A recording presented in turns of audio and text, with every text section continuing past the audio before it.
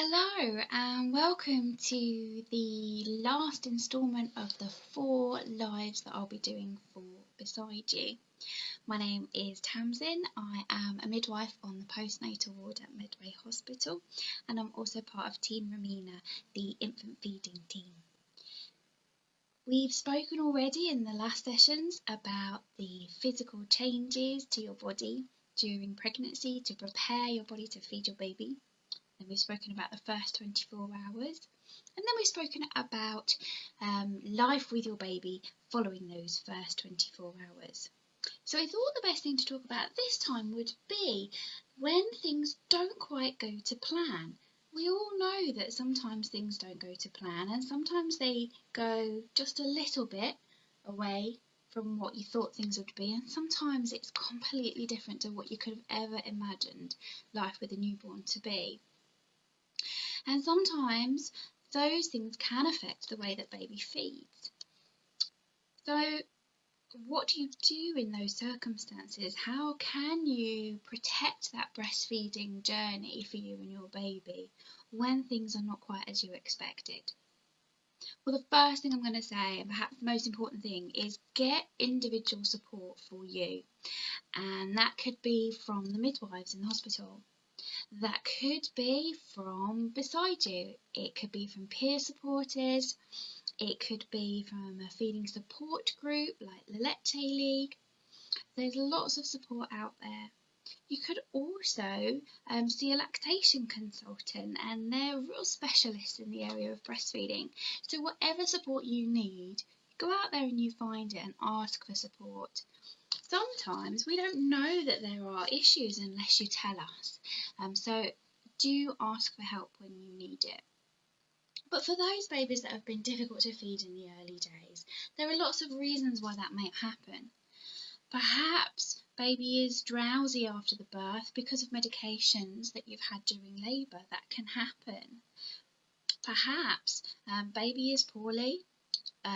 Or maybe they have been so squished up inside you, or perhaps a very quick birth, or other kind of birth trauma to the baby that it makes feeding baby in particular positions very, very challenging.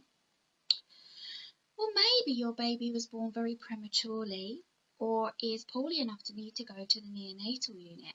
This can make things very, very challenging. I think one of the key things that you can do as a mum to protect your breastfeeding is to make sure that your body is getting those signals to make the milk, whether your baby is feeding effectively from the breast or not. So it's important that you express. For instance, if your baby is born prematurely, we've spoken about on that first video 4 weeks ago about how early in pregnancy your body can make milk. So however early your baby is born, you are able to make milk for your baby. But the key thing is to express that milk. The sooner you can express after the birth of the baby, the better. But obviously this can be a very challenging time, so of course we understand that that isn't always possible to do, but as soon as you can express, do express. Like I said before, you're going to get very, very tiny amounts of milk, and that's really, really normal. When you're getting less than about 5 mils of milk, then I would definitely recommend that you hand express. If you use a pump, it's difficult to access that milk. Once you're getting about 5 mils of milk, then it's definitely appropriate to go on to using a pump, although some mums will choose to carry on hand expressing because they find that that works better for them. There really isn't a hard and fast rule on that one. There isn't a set day that is the day that you can use a pump. It's all about the quantity that you're getting, that you can access that milk from that pump, and your comfort and what you feel happiest doing. So just let us know what you would like to do and we can support you to do that. I talked a lot, I think in all of the videos, about skin to skin, and I'm going to mention it again today. Skin to skin is really important, we know that, but sometimes babies that are born premature, their technology requirements just mean that they can't have skin to skin immediately, and sometimes for a number of days or even weeks, and skin to skin is just very difficult to achieve in those circumstances. I want to reassure you and say that all is not lost. There are things that you can do to still be close to your baby. You can still touch your baby. Putting a hand on your baby is really powerful for baby and for you. And once baby is able to have those skin-to-skin cuddles with you, then you just pick up from the beginning, and you just do as much skin-to-skin from that point as you possibly can.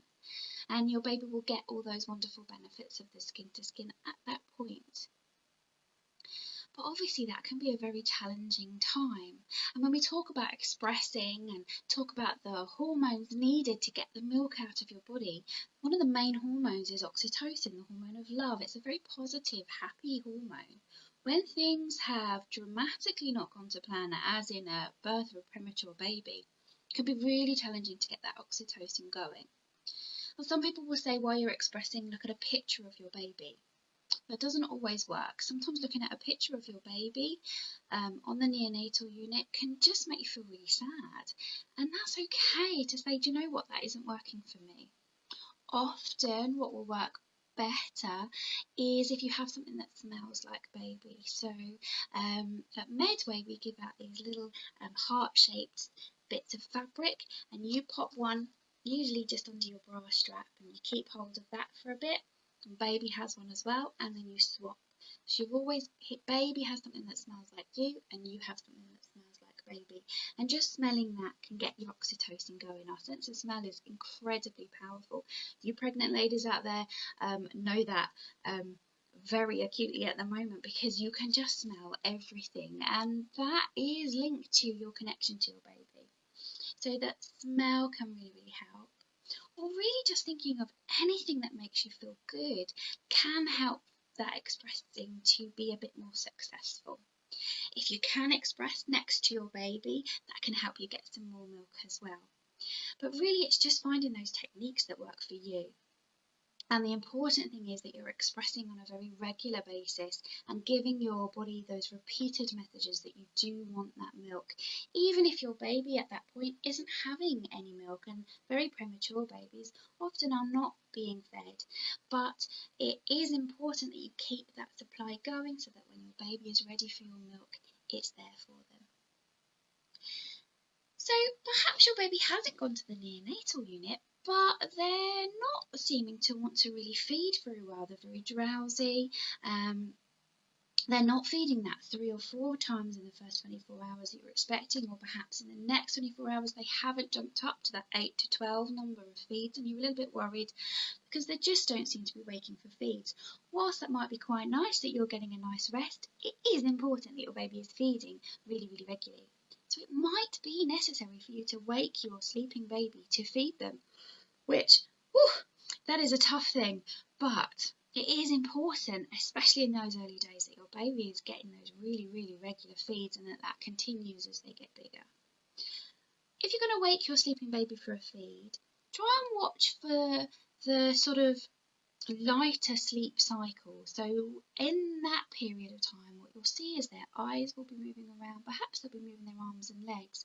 When they're in a really deep sleep, if you were to lift their hand and kind of let it drop, it would just flop. When they're in that lighter sleep, then they're not quite so floppy. So watch out for those times. Those are your key times to try and rouse your baby and get them to feed.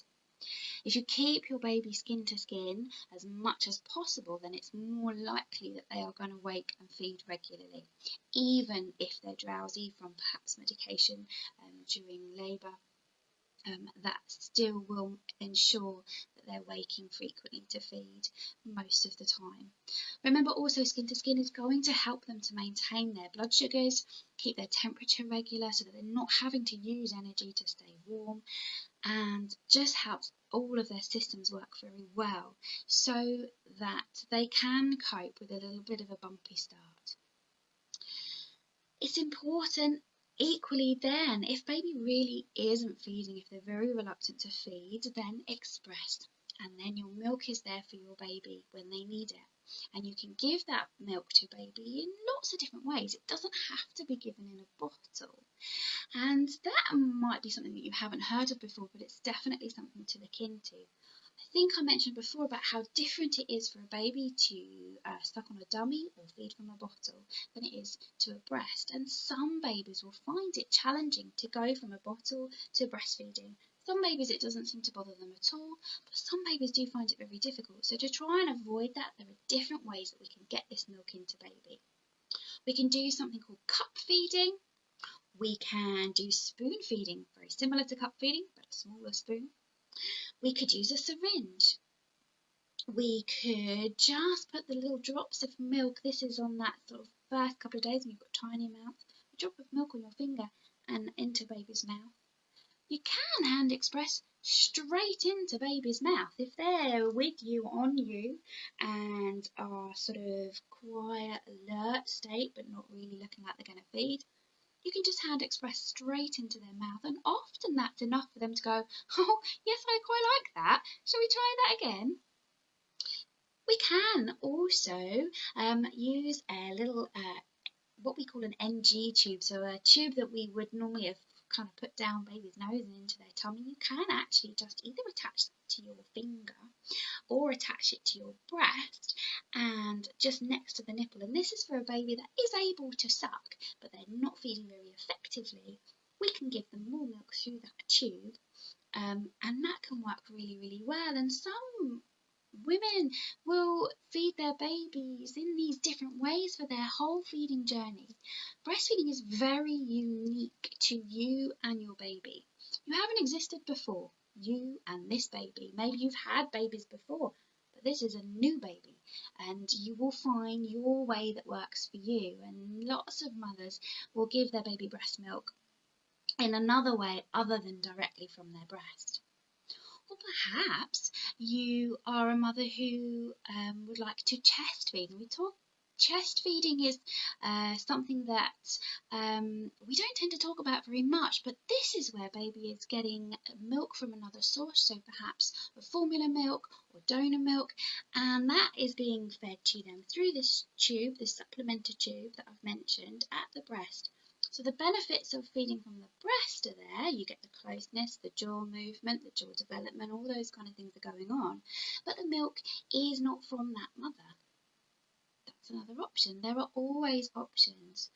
There is no one answer to any breastfeeding issue.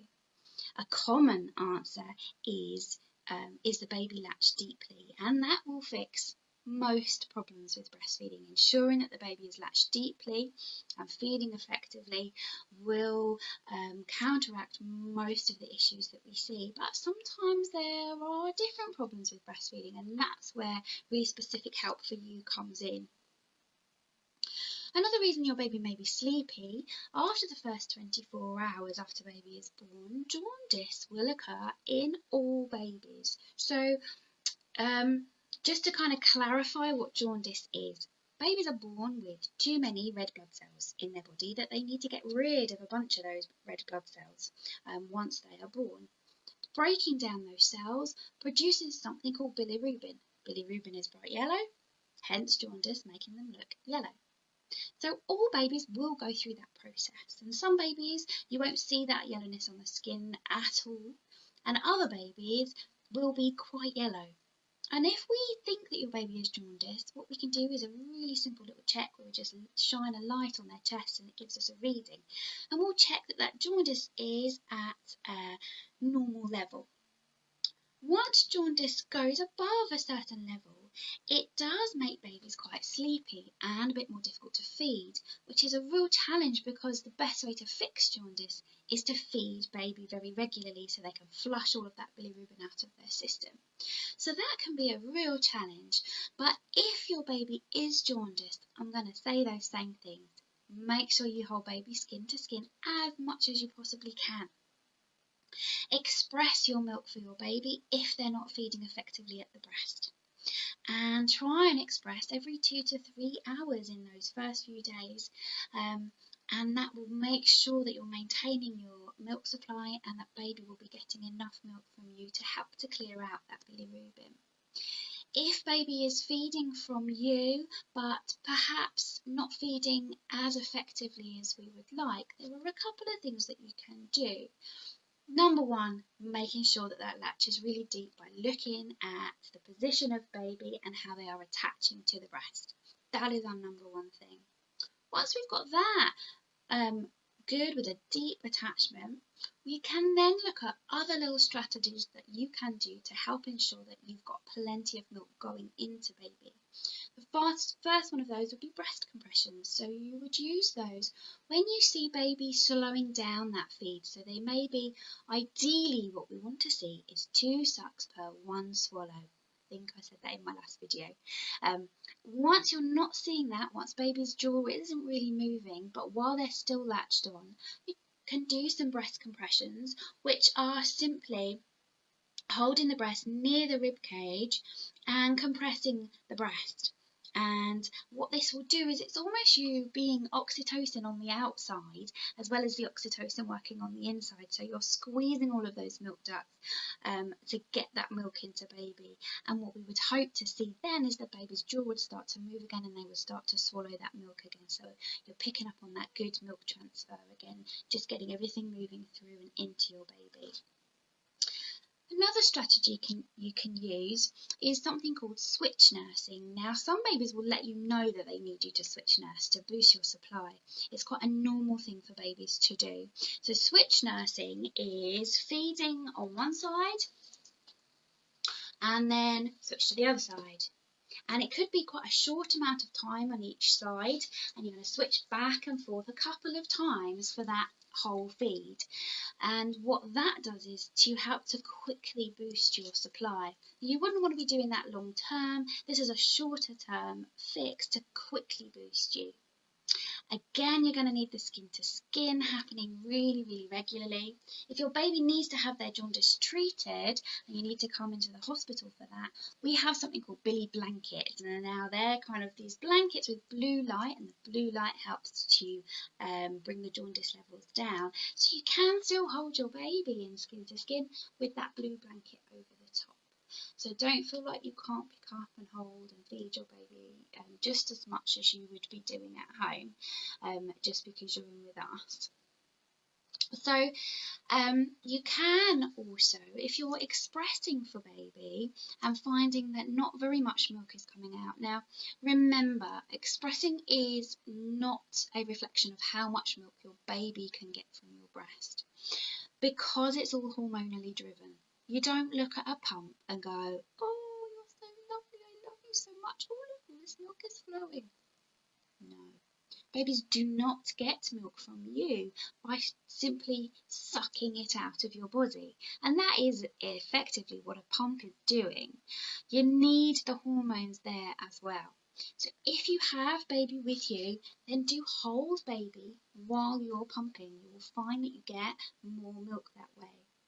Another thing you can do is breast massage while you're pumping, and whatever feels good really comes in here, and whatever feels good and doesn't stop the suction for the pump. So you're trying not to move the breast too much nearer the nipple, because then you'll find the pump comes off. But further back on the breast if you can, or even up on your shoulder, any kind of massage that's going to help everything to move through is going to help you to get more milk when you pump. There is also a technique called power pumping, and we're going to share a link about that. But basically, power pumping is very similar to switch nursing, but with a pump. You again wouldn't do this long term. Your body is quite capable of feeding multiple babies, and if you have one baby, you don't want your body thinking that you have many, many babies, because very quickly you will become engorged and very uncomfortable. So this would be, again, short term to boost your supply quickly. So engorgement, let's talk about that now. That can be a challenge for lots of new mums. Now, on that day when your milk comes in, often day 3, 4, you can feel really, really full and quite engorged. Your breasts will feel hot to the touch. They might feel very bumpy and lumpy. They'll be very veiny and quite uncomfortable. And that's quite normal for a short amount of time. So you want to make sure that you're feeding baby regularly and effectively to make sure that your breasts don't become engorged and that lasts for more than just a day or two. What happens when your breasts are engorged is that your body gets signals to make less milk. In the same way that you wouldn't go to the supermarket if your cupboards and your fridge were full of food, that's the same as your body feeling that your breasts are really full. There's something called feedback inhibitor of lactation, or FIL for short. FIL does not go to the shops when the fridge is full. So it's important that your breasts are not engorged for a long period of time because it will impact on your milk supply. So the key things are feed, feed, feed, feed. Just feed. Remember, your baby is there for you as well as you being there for your baby. So perhaps your baby doesn't really look like they need a feed, but you're feeling really full and starting to get uncomfortable. Get them skin to skin, offer them a feed. They are the most effective thing for milk transfer and to getting that milk moving. Another really useful tool again is massage. The key here is you want to move that milk through and out of your breast. So massage is going to really help with that. If you're feeling so full that you're quite uncomfortable though, massage can be not so nice. And lots of them will have lots of different techniques of very gentle massage. Perhaps a shower. And that could be warm or cold, whatever feels nicer for you. Just a shower directed onto your breasts. But for some women, again, that's not going to be comfortable enough. If they're really full and getting uncomfortable, then maybe a warm cloth can help, or a cold cloth. Often using a warm cloth just before you feed can help to soften the breast and get things moving for you. I spoke last time about reverse pressure softening, that thing where you make this little shape with your hand and just squeeze around the nipple. Not really squeeze, that's the wrong word, sorry. Kind of a push back around the nipple to just soften this area to help baby to latch on when the breast is really, really full. They find that really, really difficult. So that can help you.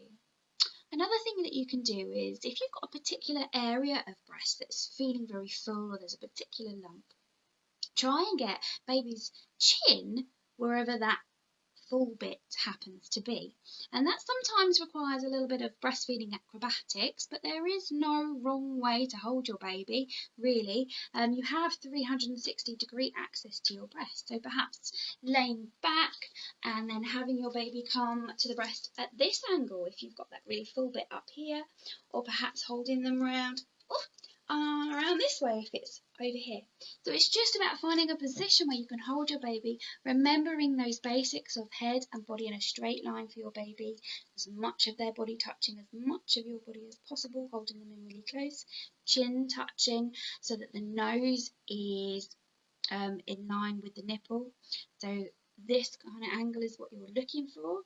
As long as you're keeping those in mind, it doesn't really matter where baby is on you to try and get their chin. And what's happening there is it simply massages that really full bit on your breast. So that can help as well.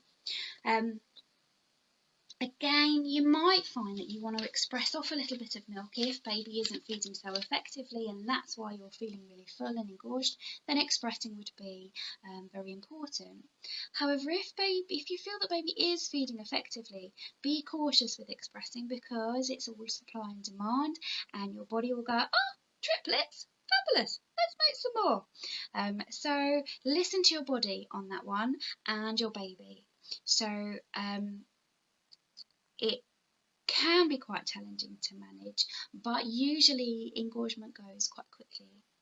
Do watch out for signs of mastitis, and that's when a particular area of blocked duct has become infected, and you'll feel flu-like symptoms, so a high temperature and just feeling really run down and quite poorly. But if you get that milk moving, usually then mastitis, it won't develop into mastitis simply by being engorged if you help to clear that milk through. So I think that was all I was going to talk about. I feel like I've rattled through that very, very quickly. Perhaps I have missed something. Bear with me, I shall check my notes. Do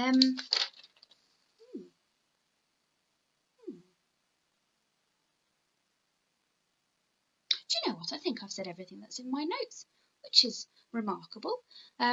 So I think the key messages here are when things haven't gone quite as you were expecting and feeding isn't going the way that you were thinking it was going to go, the most important things you can do are to get that milk moving and out of your breast, giving your body the signals that you do want this milk. Keep on making the milk, please. I want to have this milk to give to my baby. If you can do skin to skin with your baby, do as much skin to skin as you possibly can. If that's not possible, then do whatever you need to do to get that expressing to be as effective as possible. Remember, there is no one answer that will fit every breastfeeding journey. Try to stay positive. There will be an answer to your specific problem, and that will be something that you will work out between you, your baby, and that support. So get support. As soon as things aren't going quite the way that you thought they were going, get that support. The Breastfeeding Network have a 24-hour support line that I believe is still running at the moment, and so give them a call. It's usually at 3 o'clock in the morning when things just feel disastrous, and a lot of those calls actually, after some reassurance and learning that things like cluster feeding in the evening is usually very normal. Obviously, we'd look at the whole picture, but things like that are normal. Or perhaps feeding is really uncomfortable, and they can address that over the phone. They are very, very good at fixing those kind of position and attachment and latch issues over the phone. So don't be afraid to go out there and seek that support. Use Beside You. Use the Leche League website, the Breastfeeding Network website. Make sure you're going to reputable sources, but find as much information as you can and keep on asking. If you're finding that the solution that is suggested to you isn't working, well, you need another solution. You don't know what that might be until you try it. It's worth trying things that people have suggested. If it feels like something that might work for you, then give it a go. Somebody suggests something you think, my goodness, no, then it probably isn't going to work for you. So don't try those ones. That's okay. Find your journey that is unique to you and your wonderful baby. And it can be a beautiful, wonderful feeding journey for you. So I hope these videos have been useful. Again, if you've got any questions, I forgot to mention that at the beginning. Any questions, pop them in the comments and we'll be happy to answer them. And perhaps you'll see me in the future. If there is a particular subject that you would like me to talk about in future, put that in the comments and let us know, and I will see what I can come up with. But for now, I will say goodbye. Enjoy your journey as much as possible, and perhaps I will see you when you have your baby.